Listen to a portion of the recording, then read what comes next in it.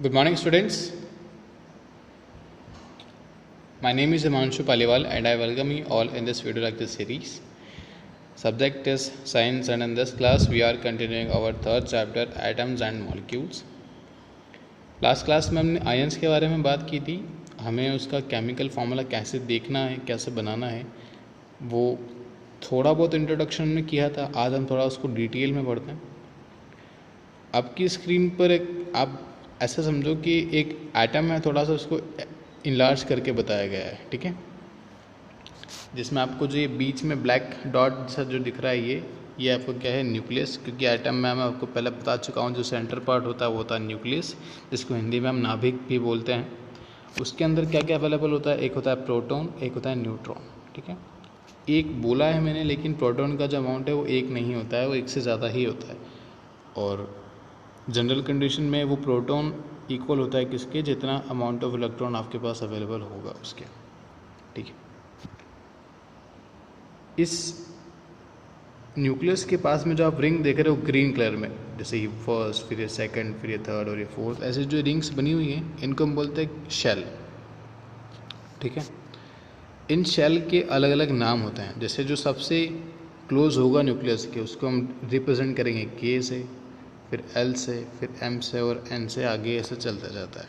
ठीक है, लेकिन स्टार्टिंग वाले जो चार है वो आपको याद रखना है. अब आपको इतना पता है कि न्यूक्लियस के अंदर होता है प्रोटॉन और एक होता है न्यूट्रॉन, और उसके पास में जो शेल होता है उसके अंदर क्या होता है, इलेक्ट्रॉन. तो जो ये आपको रेड कलर के जो डॉट्स दिख रहे हैं आपकी स्क्रीन पर, जैसे ये हो गया, फिर ये हो गया, ये सारे क्या आपके पास इलेक्ट्रॉन्स हैं. ठीक है, हमने शेल की बात करी, फिर इलेक्ट्रॉन्स की बात करी. ठीक है, इन शेल की कुछ कैपेसिटीज़ होती है कि इतना अमाउंट ऑफ इलेक्ट्रॉन ये स्टोर करके रख सकते हैं. अगर नहीं होता, उससे ज़्यादा होता है, फिर कम होता है, तो उसको हम क्या बोलेंगे, अनस्टेबल. ये जो वर्ड अनस्टेबल, उसको ध्यान रखना, क्योंकि हम एटम की स्टेबिलिटी की बात करते हैं हर टाइम. ठीक है, तो अगर एटम आपका अनस्टेबल है तो आप या तो उसके अंदर इलेक्ट्रॉन फिल करोगे या फिर उसके अंदर से इलेक्ट्रॉन हटाओगे, लेकिन उसको क्या बनाओगे, अल्टीमेटली स्टेबल.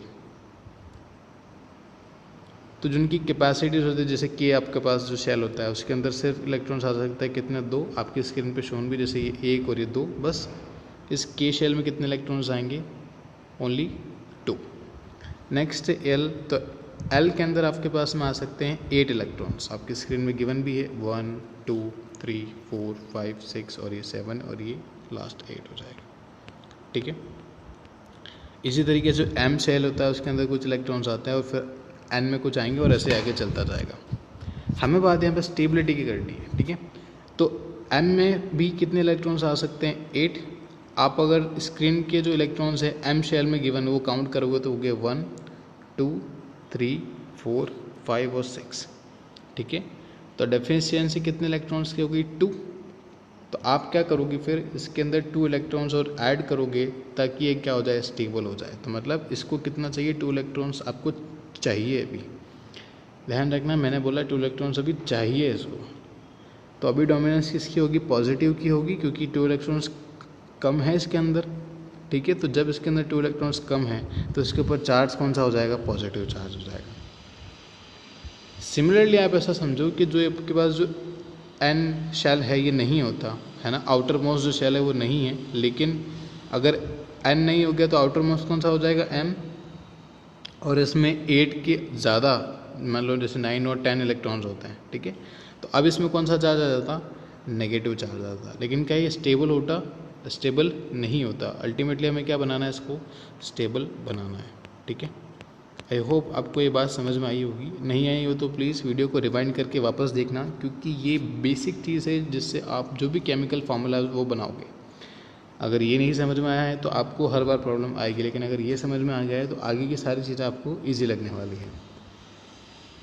अगर हम वैलेंसी इलेक्ट्रॉन्स की बात करें, the electron present in the outermost shell, जैसे मैंने अभी बताया कि अगर मान लो एन शेल हमारे पास नहीं होता, जैसे वैसे पूरा शेल कभी खाली नहीं हो सकता, ये भी आपको ध्यान रखना है. ठीक है, तो अगर पूरा शेल खाली ड्रॉ किया गया है किसी डायग्राम में तो ऑटोमेटिकली उसको वहाँ से आप हटा दोगे, मतलब वो वहाँ पर एग्जिस्ट नहीं कर रहा है. तो हमारे लिए आउटर मोस्ट कौन सा हो जाएगा यहाँ पर, एम. और एम में कितने इलेक्ट्रॉन्स है, 1 2 3 4 5 और 6. तो इसकी वैलेंस इलेक्ट्रॉन्स कितने हो जाएंगे, 6 हो जाएंगे. नेक्स्ट हम बात करते हैं वैलेंसी की।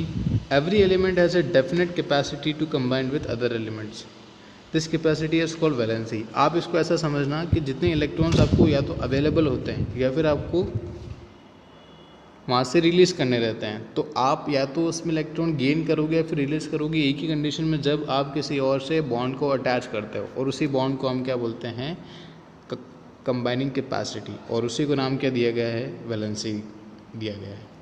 मैंने ध्यान रखना नहीं बोला है कि कितने बॉन्ड बनेंगे, मैंने सिर्फ बोला है उसकी कैपेसिटी कितनी है। अमाउंट ऑफ बॉन्ड हम नहीं बात कर रहे हैं, ठीक है। यहाँ पे आपकी स्क्रीन पे कुछ नंबर्स आपको गिवन है, जैसे हाइड्रोजन की वैलेंसी हो गई 1, तो 1 वैलेंसी का मतलब क्या होगा कि या तो ये 1 इलेक्ट्रॉन गिव करेगा या फिर गेन करेगा।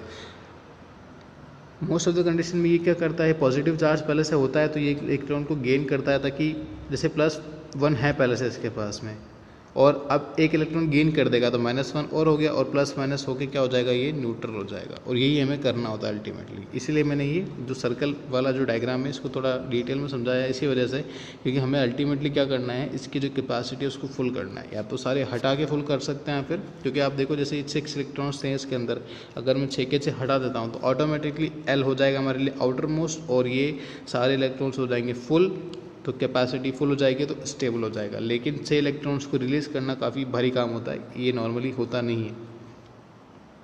इसी तरीके से ऑक्सीजन की वैलेंसी हो गई 2, इसमें सिर्फ ये वैलेंसी बता रखी है, प्लस माइनस नहीं बता रखा, ये आपको धीरे धीरे पता लग जाएगा। जैसे कार्बन बता रखा है 4, वैसे कार्बन की काफ़ी सारी होती है तो 4 एग्जैक्टली नहीं होता है। जैसे नाइट्रोजन हो गया 3, फिर क्लोरीन हो गया 1, जैसे ब्रोमियम, फिर आयोडीन, तो ये सारे आपको क्या करना है, याद रखना है। अगेन बोल रहा हूँ, प्लस माइनस नहीं गिवन है इसके अंदर, सिर्फ वैलेंसी की बात की गई है। नेक्स्ट आपकी स्क्रीन में कुछ आयन्स गिवन है, जैसे हाइड्रोजन की बात हमने करी, अब सॉरी हाइड्रोक्साइड की अगर हमने बात करी तो आप देखना O2 पे होता है कितना, -2, और हाइड्रोजन पे होता है +1, ठीक है। तो -2 का मतलब 2 इलेक्ट्रॉन एक्सेस में है, और +1 का मतलब 1 इलेक्ट्रॉन यहाँ पे कम है, ठीक है। तो जब आप इसकी कैलकुलेशन करोगे तो 2 इलेक्ट्रॉन एक्सेस में थे, एक मान लो हाइड्रोजन को दे दिया तो ये तो हो गया फुल, मतलब ये हो गया न्यूट्रल। लेकिन 1 इलेक्ट्रॉन दिया, एक अभी भी बच रहा है, तो क्या बचेगा, -1, और ये यहाँ पे शो किया गया है -1। अगेन अगर आप देखना चाहो तो नेक्स्ट आपके पास है बाइकार्बोनेट आयन, तो बाइकार्बोनेट में आपको क्या गिवन है, HCO3, ठीक है। तो H पे आपका हो जाता है +1, C पे आपका हो जाता है -4, और O पे हो जाएगा -6। -6 क्यों कर रहा हूँ मैं, क्योंकि O पे होता है -2, लेकिन आपके पास कितना ऑक्सीजन है, 3, तो 3 × 2 हो जाएगा -6, -4 अभी आपने जो पिछली साइड थी उसमें देखा था, ठीक है। अगर हम इसको बैलेंस करेंगे, सॉरी ये +4 होता है, इसको अगर हम बैलेंस करेंगे तो आप देखना ये +1 और +4 हो जाएगा +5, और हो जाएगा -6, मतलब कितना बचा, -1, मतलब 1 इलेक्ट्रॉन अभी भी एक्सेस में है।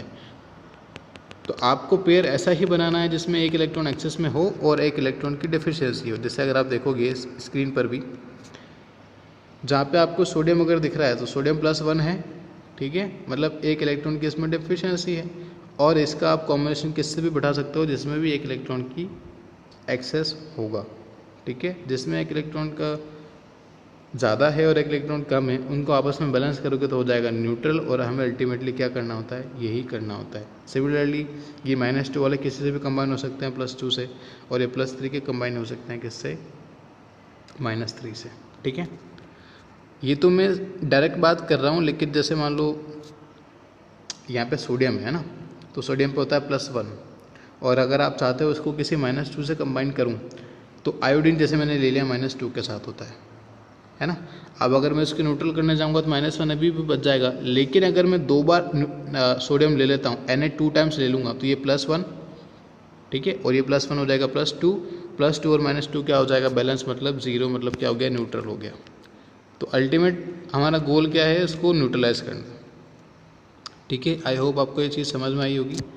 और आगे देखते हैं कुछ एग्जांपल्स आपके पास में। जैसे हमने बात करा H सिंबल किसको रिप्रेजेंट करेगा, हाइड्रोजन को, और Cl रिप्रेजेंट करता है क्लोरीन को। हाइड्रोजन होता है +1, क्लोरीन होता है कितना, -1, तो ये +1 -1 हो गया न्यूट्रलाइज। तो एक वैलेंसी क्लोरीन की फुल हो गई, हाइड्रोजन की फुल हो गई, तो ये क्या होगा, स्टेबल। और जो स्टेबल कंपाउंड होगा वो क्या होता है, HCl, मतलब आपका हाइड्रोक्लोरिक एसिड, ठीक है, जो कि बना हुआ है नेक्स्ट स्लाइड में। नेक्स्ट होता है फॉर्मेशन ऑफ हाइड्रोजन सल्फाइड। तो हाइड्रोजन सल्फाइड के लिए हाइड्रोजन और क्या लेते हैं सल्फाइड, सल्फाइड की होती है वैलेंसी 2, इस पर जो आयन होता है वो होता है -2, हाइड्रोजन पे होता है +1। तो आप इसको बैलेंस करने के लिए क्या करोगे, हाइड्रोजन कितना टाइम्स लोगे 2 टाइम्स, तो +1 हो जाएगा +2 और -2 हो जाएगा, बैलेंस कितना हो गया 0, मतलब क्या हो गया न्यूट्रल। अल्टीमेट गोल भी तो यही था। नेक्स्ट आप देख सकते हो Cl होता है क्लोरीन, C होता है कार्बन। इससे बनेगा क्या, आपको अगर वैलेंसी सही से ध्यान है तो आप इजीली इस चीज़ को कर पाओगे। कार्बन की होती है 4, Cl की होती है 1। वैलेंसी के साथ आयन का जो चार्ज है वो भी आपको ध्यान रखना पड़ेगा। जैसे कार्बन पॉजिटिवली चार्ज हो जाएगा तो इसका जो चार्ज हो जाएगा वो कितना हो जाएगा, कार्बन का हो जाएगा +4, ठीक है, और Cl का हो जाएगा -1। तो आप खुद इमेजिन कर सकते हो, जैसे -1 है मेरे पास, तो कितने Cl मुझे चाहिए 4, क्यों, क्योंकि +4 है और ये हो जाएगा -1 × 4 मतलब -4 +4 हो जाएगा 0, मतलब ये क्या हो गया न्यूट्रल। इसीलिए आप देखोगे फॉर्मेशन क्या हुआ CCl4 ना कि CCl, ये 4 इसी वजह से आया है यहाँ पे नीचे, ठीक है। और इसका हमने नाम क्या दिया, कार्बन टेट्रा क्लोराइड, क्योंकि क्लोराइड कितने हैं मेरे पास 4, तो 4 को हम क्या कहते हैं टेट्रा, ठीक है। नेक्स्ट जो आपके पास एग्जांपल है MgCl का, ये वही एग्जांपल है जो मैंने सोडियम के साथ दिया था, बस सोडियम की जगह पर यहाँ पर क्या है Na है, ठीक है। तो अगर यहाँ पर सोडियम होता मान लो, तो सोडियम एक होता है Na+ और Cl-, तो ये +- आपस में कैंसिल आउट होकर क्या बच जाता है न्यूट्रल, जो कि हमें चाहिए होता है अल्टीमेटली। लेकिन यहाँ पर Mg है, तो Mg पे जो चार्ज होता है कितना होता है +2 होता है, ठीक है, और Cl पे कितना होता है -1। तो आप क्या करोगे, Cl कितने टाइम ले लोगे 2 टाइम, तो ये -1 हो जाएगा -2 और +2 हो जाएगा कितना 0। कुछ और एग्जांपल आप देख सकते हो, एल्यूमिनियम पे चार्ज होता है +3, ऑक्सीजन पे होता है -2, बैलेंस करोगे तो देखो अब ये काफ़ी सही एग्जांपल है। अगर अभी तक आपको चीज़ें समझ में आ रही थी तो इस एग्जांपल में कोई डाउट आपको नहीं होना चाहिए। एल्यूमिनियम पे होता है +3 और ऑक्सीजन पे होता है -2, अल्टीमेटली आपको क्या करना है, इसको 0 करना है। तो ये अगर मैं इसको 2 से मल्टीप्लाई कर दूँ और इसको 3 से मल्टीप्लाई कर दूँ तो ये हो जाएगा +6 और ये हो जाएगा -6, हो गया ना 0। तो यही हमें करना था।